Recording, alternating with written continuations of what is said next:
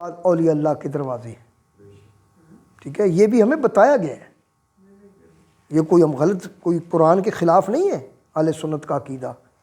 اگر ہم داتا علی جوہری کہتے ہیں یا مشکل کشا کہتے ہیں یا بابا فرید کو گنج شکر کہتے ہیں، تو یہ اللہ دیکھو نا، اللہ رب کائنات کی مخلوق میں ایسے اللہ تعالیٰ نے مہربانیاں فرمائی ہوئی ہیں ان لوگوں پر،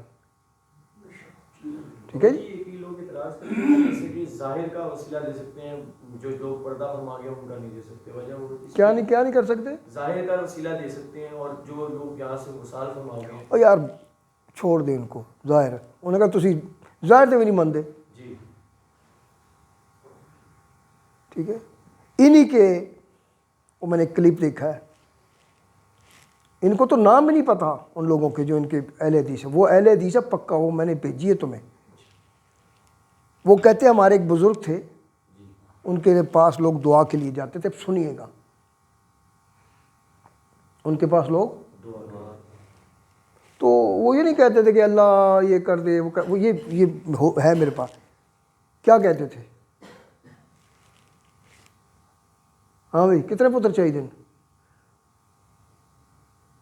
پتر چاہیے، ایک دو دیتے، تین دیتے، چار دیتے، پانچ دیتے، چھ دیتے، سات دیتے، 8 اور چاہیے، کہتے 8 ہی پتر ہوئے۔ پھر یہ میں نکال کے ابھی سنا دیتا ہوں آپ کو، یہ اہل حدیث ہے کٹڑ، اس کو کہے یہ کیا ہو رہا ہے غیرہ، یہ فضولیات ہیں۔ دیکھیں مجھے ایک موکل، اگر فرشتے ہیں موکل قرآن کے اگر ہیں تو وہ آپ کے قابو کیسے آئیں گے؟ دسو جی پھر، اگر موکل آپ کے فرشتے ہیں ظاہر ہے تو وہ آپ کے قابو انڈر کیسے آئیں گے؟ وہ کس کے تابع ہیں؟ وہ کون سے فرشتے ہیں جی، اور وہ کون سے موکل ہیں جو آپ کے تابع آ گئے؟ اور اگر وہ جنات ہیں تو یہ تو پھر بات ہی ختم ہو گئی، جن تو ہر وقت ساتھ ہے۔ اللہ رب کائنات فرماتا ہے کہ ایک رحمان فرشتہ اور ایک جن ہمزاد، ہر وقت جو ہی بچہ پیدا ہوتا ہے ادھر وہ شیطان کے بھی ایک بچہ پیدا ہوتا ہے جو انسانی ہمزاد بن جاتا ہے، اور ادھر سے رب ایک فرشتہ پیدا فرما کے اس کے ساتھ لگا دیتا ہے۔ کس کے ساتھ؟ اس بچے کے ساتھ۔ 2 معقلات، ایک شیطانی، دونوں اس کے ساتھ فٹ ہو جاتے ہیں۔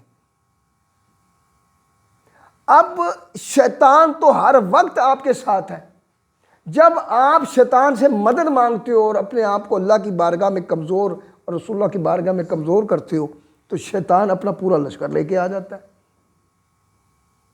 یہ تو حدیث ہے کہ وہ یوں کر کے خون کے اوپر میں گردش کر رہا ہے، یہ حدیث ہے باب وسواس کی،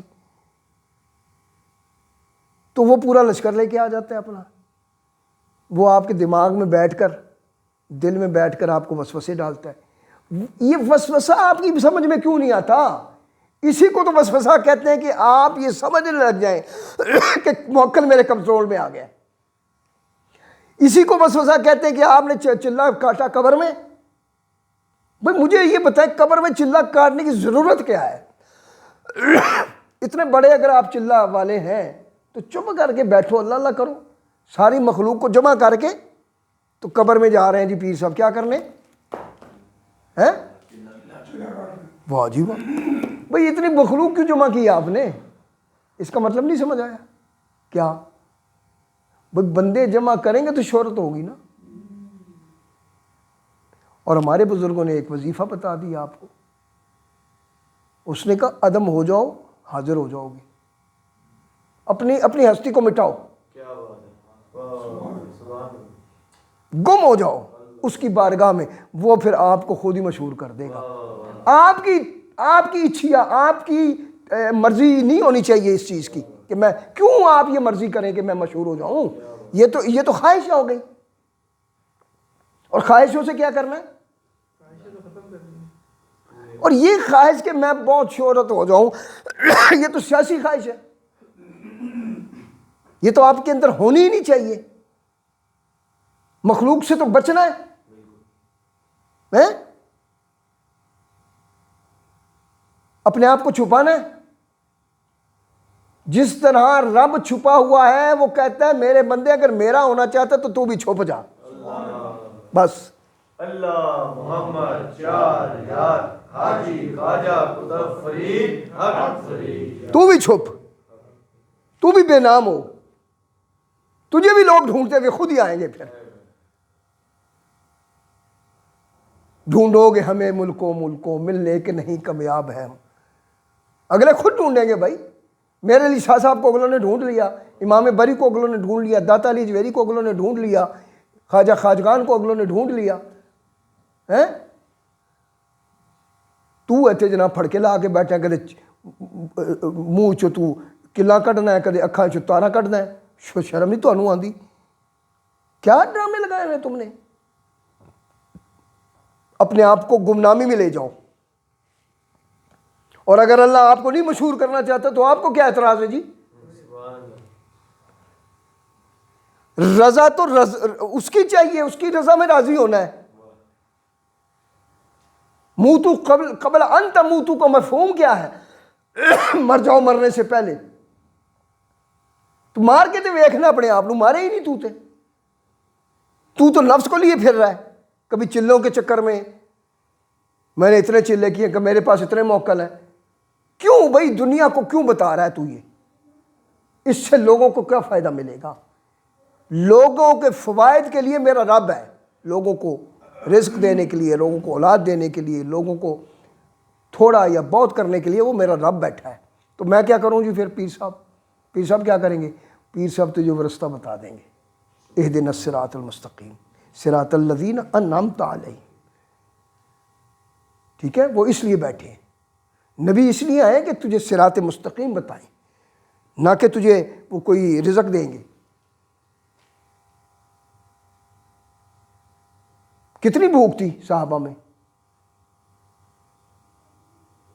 وہی ابو ہریرہ وہاں میں جناب چیخیں نکلتی ہیں بندے کی مدینے میں جب بندہ دیکھتا ہے وہاں رزق کی فراوانی، کہ یہی وہ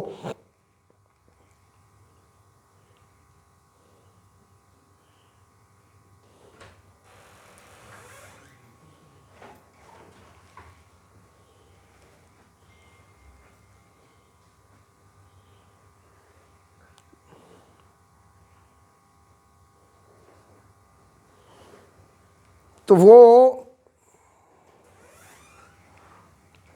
فرما رہے ہیں، پتہ نہیں وہ تجھے میں نے بھیجا ہے کس کو بھیجا ہے۔